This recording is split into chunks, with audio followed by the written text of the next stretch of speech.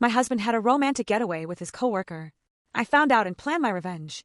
Things played out messy at the spot. Forgive me as I am new to the online community. I just wanted to tell my story and maybe get some input. I, 37F, accidentally found out last month that my husband, 38M, was using work trips as an excuse to sleep with his also married coworker who lives across the country. When I say accidentally, I mean he sent me a screenshot of Amazon purchases for our children, and included at the bottom of the photo was a shipping address to this woman. So yes, the worried wife and me checked his search history and email. It was all right there. I learned his November trip was a romantic getaway, but this current one is luxurious. A spa resort complete with couples massages, couples cooking classes, and monogram bathrobes from Etsy. He mailed her a box of gifts a few days ago for Christmas. How sweet. He purchased sexy lingerie, sent her money on Venmo, and even started planning a January trip to Las Vegas. I was furious when I learned all this, but I kept my composure. My plan. He left this morning for his work trip. But before he left, I gathered all the evidence of his affair. I spent 4 weeks collecting emails, credit card statements, reservations, and confirmations. I wrote him a 10-page letter, put it in an envelope, and taped it inside the lining of his suitcase. I planned to send a group text to him and his mistress right after check-in telling them to enjoy their trip. I also planned to inform them that a letter is in his suitcase and that I want a divorce. I wrote a special section just for her and wanted to make sure she saw it, so I planned to email her the letter as well. He is currently in the air. My group text goes out this evening. Update 1. His flight landed an hour and a half ago. He told me he would text me when he landed, and he has yet to do so. I've texted him twice. They were delivered but not read. I checked our phone records and saw he texted both me and her during his layover. His email shows no Uber receipt from his final destination airport to his hotel. She must have picked him up. Something I probably should have clarified earlier. She lives in the state he is visiting, so he flew alone. I will be sending a group text to both him and his mistress in 2 hours, as that will be 4 p.m. their time and check-in. Update 2. I sent pictures of our children, and he did not respond. For your information, he is in the middle of the desert. My texts are going through green, which puts a monkey wrench in my plan for a group text to him and his mistress. Need suggestions? Should I call the hotel and connect directly to their room? I worked so hard for this. It has to be tonight. Help. Update 3. Thank you to everyone standing by and waiting. My best friend has come to my house to help me through this. It seems my texts are going through green, undelivered, but when my friend tried, it was blue and delivered. He has blocked me. I guess that helps his guilt. The plan now is to call the hotel. I will wait a few minutes after check-in to make the call. Very soon. Please stand by. Update 4. Like most of you predicted, he does not care. He had 0 answers for my questions. That was the most hurtful part. But guess what? I have all the emotional and economic support, so I'm not mad. Every question I asked, he had no response because his mistress was sitting there. I suspect when he is home alone with me, his answers will be different. I have made sure that he will not emotionally and financially screw me because I have secured support from family and friends. He can go EFF himself. Update 5. I called his hotel room. I talked to his mistress and finally lost my shit. He ended up calling me a few minutes later and had 0 empathy. I'm shocked, but I'm not. He said a divorce was in order and fought me on nothing. I expected him to be sad. He was not. But that's okay. I started packing up his stuff. I have some great friends who helped me put everything in the garage. Good riddance. I woke up this morning feeling broken. My house is a mess from the rampage I went on yesterday, tearing down photos, tossing his things into piles, breaking whatever I could in a fit of anger. After some sleep, my mind feels a bit clearer. Looking back on our conversation yesterday, he didn't sound like the man I thought I knew. But now I'm wondering, did I ever really know him? It feels like everything was a lie. On the phone, all he cared about was getting the kids, which I understand. He should want to see them, but he refused to answer my questions or take any accountability. I can't help but think his lack of remorse was because he was sitting next to his mistress. If he were home, I believe his reaction would have been different. He's coming back Monday night, and honestly, I expect to see someone I no longer recognize. I spoke with the mistress. She's recently separated. That conversation was tough, but even harder was calling my mom. My parents have always been loving and supportive, but making that call made me feel like a failure. I know this isn't my fault, but admitting I chose the wrong person to spend my life with hurts. Maybe this all stems from a mistake I made 13 years ago, but it doesn't even matter now. I've got 2 days to clear his things out of the house. I don't know who to tell. His parents? His friends? His coworkers? I wish there were a manual for this. Even though I've tried to prepare myself, I still feel lost and humiliated. Thankfully, he didn't take his keys when he left, so I won't need to change the locks. I'll be removing his keys from the ring and sending him on his way. I don't plan to be here when he gets back. The doors will be locked, and everything he owns will be in the garage. Have your people talk to my people. I'm done. I've been incredibly lucky to have amazing friends and family who've stepped up for me during this difficult time. They helped me move all of his things, clothing to the garage, collectibles packed and waiting to be appraised. It was exhausting but necessary. I doubt he ever expected I'd go this far in cutting him out of my life, especially after how emotional I was when I confronted him. Maybe he thinks I'll want to reconcile. Fat chance. His flight landed late that night, but when he Ubered home, the doors were locked. He said he was getting in his car and leaving. I'm holding him to that. Important detail: the house is in my name only, as are the utilities, insurance, phones, everything. He's only on the title of his car. I think he's finally realizing how that might come back to bite him. I don't want a messy divorce, though. I'm willing to hear him out and negotiate fairly. I'm treating this like a business deal now, because he clearly doesn't care, and I'm doing my best to match that energy. It's been a few days since he got back, and for someone who carefully planned a secret trip with his mistress, he didn't plan at all for coming home. He's been living in the basement since Monday. I let him come up to watch the kids open Christmas gifts, but that's it. We're already starting the mediation process with 3 appointments set next week. It's over. He asked about reconciliation. I laughed in his face. He had the nerve to blame me, saying our marriage had been dead for a long time. That was news to me. He avoided hard conversations and chose the affair instead, an easier, more exciting option. He thrives on the attention of 2 women. But I'm done playing that game. She can have him, what a prize. I've tried to stay amicable during separation talks, but I do have concerns about her. What kind of woman knowingly cheats with a married man who has kids? When I asked her that on the phone, she had nothing to say. I asked if she was sorry, silence. That's not the kind of person I want near my children. I've found so much strength through the support of others and the community around Chump Lady. Her book and website have been incredibly validating. To those who've supported me, thank you. And to the trolls who call me a bad wife, cheaters cheat because they choose to. All the advice about cheaters says the same thing: it's not your fault. He insists things were bad, but I never thought we were broken. Sure, I wasn't perfect, but I made sacrifices, not sabotage. And now I'm being called neglectful? Maybe it's all about attention. Some narcissistic need to be adored. He and his affair partner are in their little honeymoon phase now. But one day, she'll realize he's not great with kids, ignores responsibilities, and wastes money. Maybe she'll find herself cleaning up his messes like I did for years. That won't be my problem anymore. Looking back, I see how much I gave and how little I received. I thought I was helping, but I was being used. This affair, just more of the same. To anyone out there who's constantly cleaning up for their partner, stop. Draw your line. Let them stumble. Don't lose yourself like I did, because climbing back out of that hole is something I wouldn't wish on anyone. We had our first mediation session over Zoom yesterday. It went smoothly, but only because I'm not trying to fight. I just want this to be over. He says he doesn't want anything. Not the house, not the furniture, not even the portion of my pension he's entitled to. He just wants to be done. As I've been packing and decluttering the house, I've offered him things, but he refuses to take anything. I can't help but think that once our marriage is officially over, he'll grab his collectibles and clothes and head across the country to live with her. I know I shouldn't care. After all, I don't want to be married to him anymore, but it stings that he'll be moving in with her and helping raise her 2 kids, while mine are left without a father. It makes me furious. He swore he'd never abandon his children like his own father did, but now he's doing exactly that. Just one more lie among many.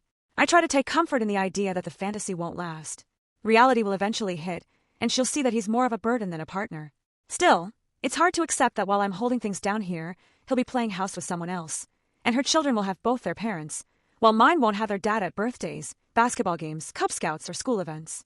Yesterday morning, he left to visit her. I told him to go. I didn't want to spend New Year's Eve with him, and our close friends, the ones we usually celebrate with, have no interest in seeing him either. 30 minutes after I told him to leave, he booked a flight. My only request was that he be back for this weekend, my birthday. After spending the past 3 weekends watching the kids alone while he was with his mistress, I felt I at least deserved that day to myself. He texted me while boarding to say he won't be back for my birthday. He claimed he booked his return flight for that evening, but ran into issues when trying to change it. Standby, expensive fees, red-eye flights, excuse after excuse. But I looked it up myself, and the flights are under $300. When I told him, he insisted those flights weren't there when he booked. More lies. All I want is honesty.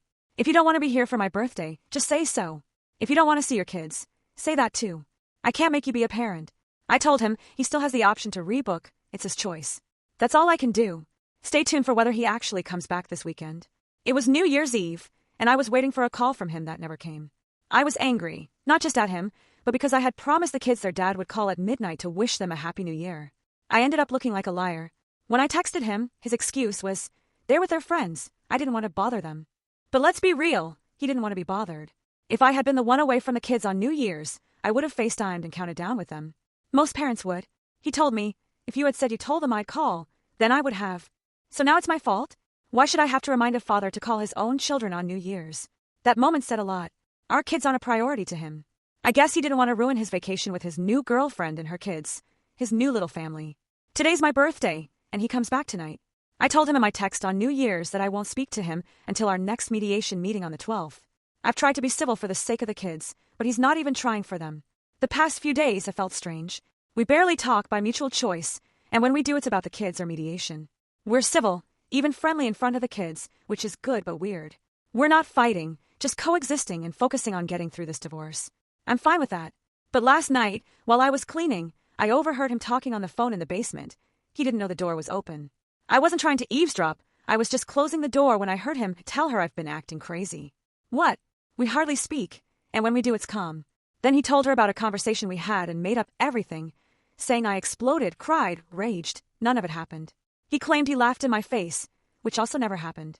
He even twisted a past comment I made about eventually dating into some lie that I've been bragging about meeting guys. It was all just false. I slammed the basement door. I'm sure he knows I heard. And now I wonder why lie. We're not staying together. I have no reason to argue with him anymore. That's why we're paying a mediator. So why turn me into the villain for this new woman? Is that really how he wants to start a new relationship, with lies? What really concerns me is this. If he moves across the country to be with her and takes our kids for summer visits, how can I trust her to treat them well when she probably thinks I'm some crazy monster based on his stories? I don't care if she hates me, but my kids? That's a different story. I want to confront him, but I don't know how. Maybe it's not that I can't, but I just don't know the right way. Also, he hasn't told anyone we're separated. He hasn't even told people the real reason. He cheated. He ended this. He's happy now, so why is he hiding it? He told his dad we weren't seeing eye to eye. What? It's like he's trying to protect this perfect little image of himself. He's even booked another trip to see her for Valentine's Day, but hasn't looked for a place to live once the divorce is final. He's living in denial, and it's exhausting to watch. Yesterday was our second mediation appointment. While it was amicable, there was some obvious tension. The tension was not on my end, but more on his. Let me explain. During our first mediation, we brought up the topic that he might move out of state. At yesterday's meeting, I asked what we would do about custody if he moves to this particular state. When I mentioned the state by name, the mediator was confused. This prompted her to ask him, why the state that is so far away? His answer? Well, silence. He couldn't put into words the fact that he was leaving to be with his girlfriend. I had to finally chime in, realizing we are paying by the hour, that he was moving to be with his girlfriend. I realized later that was the first time he had semi-confessed to having an affair and a girlfriend to anyone. If you love this person so much, why can't you just say it out loud? That whole situation confuses me. Anyway, when it comes to dollars and cents, I will be fine. He will also be fine. He will have enough to do what he needs, and so will I. We have agreed to a physical custody scenario that allows him weekend and dinner visits. Fine by me. I want my boys to have their father. But the situation becomes a bit more difficult when he moves. While he said yesterday he plans to stay here at least a year, I doubt that will actually happen. When he does move across the country, he wishes to return for one weekend of every month to see the boys. Again, I'm fine with this scenario. But where will he stay that weekend? He has no family. Will he just be taking the boys to a hotel? Again, I don't think he actually thought this through. This is a problem we will tackle when he does decide to move. Lastly, the mediator said it could take about 2 months to finalize everything. He and I spoke after the session to go over some facts and figures, and I brought up the tentative finalization date of our marriage. I told him how 2 months is a good amount of time to save some money and find an apartment, to which he agreed. I also reminded him about his promise to not return to visit her until our divorce is finalized or he has a place to live. He quickly became frustrated, telling me that he knew and tried to shut down the conversation. I told him I'm happy that we are on the same page, but I'm not budging. If you leave while you still live here, you cannot come back. That is something we both agreed to. Now the big question remains, who does he break a promise with? Obviously, it's a win-win for me. Stay home and help me with the kids while you save more than $500 and move out quickly, or leave to visit her and I get you out of the house sooner. I'm happy with either decision. I just want to move on with my life and enjoy my moments with my children. When I first joined the Reddit community, I had no idea what I was getting into. I expected to land somewhere cold and isolating, but instead, I found warmth, support, and people who truly understood me. I'm incredibly grateful for that. So many have reached out, some seeking advice, others sharing their own painful experiences. To those who see me as strong, I want to say I'm not. I'm just like you. I'm the woman who lies awake, suspicious of her husband's late-night phone calls. The one who carries the family on her back while longing for affection that's no longer there. To those still questioning their relationship, trust your gut. And to the fixers out there, stop breaking yourself to fix someone else. These are the lessons I wish I'd known sooner. As for the trolls and harsh critics, I've heard it all. But I won't give them the satisfaction. I've learned not to expect understanding from those who haven't walked in my shoes. Now, the practical update. Our final mediation papers are in, just waiting for signatures.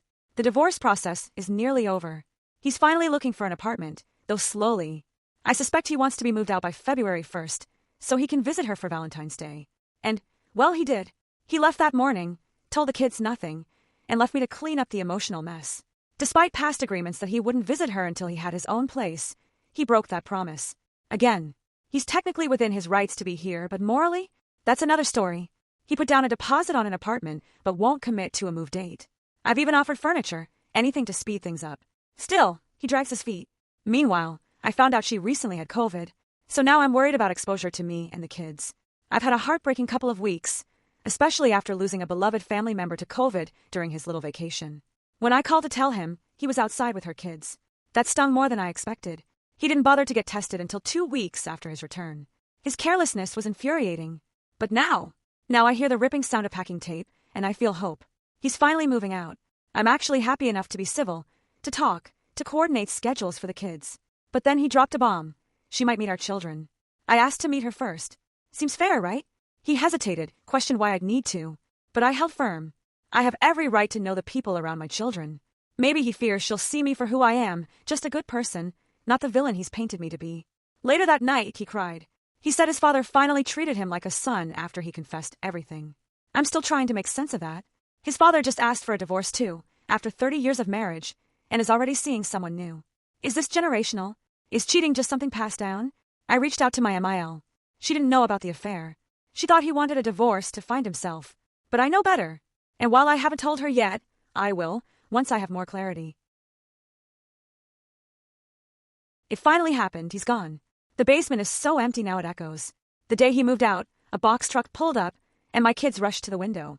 I tried to distract them with treats and schoolwork, but my youngest stayed glued to the window. After about 45 minutes, the truck pulled away, and my soon-to-be ex drove off. My youngest looked sad when he walked away, so I comforted him. Then he asked, "Is the truck coming back?" Turns out, he wasn't sad about his dad, he just wanted the truck. I didn't know how to feel about that. I've already scheduled appointments with a child therapist for both kids. They seem okay for now, but I worry about what this could mean for them later. Repression, delayed trauma, who knows? Since everything happened, his friends have started reaching out, texting and messaging me. Honestly, I think most of them just want the gossip. Maybe they care a little, but I can tell they're looking for tea. Well, I've put the kettle on. I wasn't surprised to learn he hadn't told them the full truth, like how he traveled during a pandemic to visit her. Of course, that would make him look bad, reckless, selfish, and careless. His friends' wives are shocked. They thought he was solid, someone their husbands could look up to. Boy, were they wrong. As for my mother-in-law, I haven't told her the whole truth either, mainly because I don't have every detail. But I did suggest she look into whether he's having an affair. That might help her if she ever wants to take legal action, considering the adultery laws in her state. Still, she seems reluctant. Maybe she's scared to confront the truth, which I get. It's awful to realize your partner isn't who you thought they were. I just don't want to be the one to tell her. Maybe because I'm still bitter that I had to find out on my own. Before he left, we had one last argument. He demanded to know why we failed. I gave the same answer I gave months ago, but he called it bullshit. How is my opinion invalid? The truth is, we were great before kids and responsibilities. But when life got real, bills, housework, parenting, he couldn't handle it.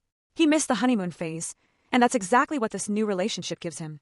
Attention, flattery, an illusion of simplicity. Could I have prioritized him more? Maybe, but something else would have had to give.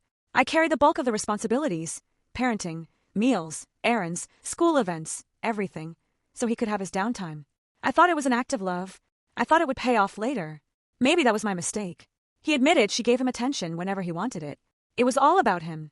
But I asked, what happens when the fantasy becomes a daily grind? When her kids and job take priority? When life gets hard and messy again? He didn't have any answers.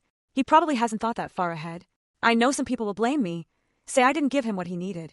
But let's not forget, he neglected our life first. I just tried to pick up the slack. All I ever wanted was an equal partner. But that's not what I got. Share your thoughts below. Don't forget to like and hit that subscribe button.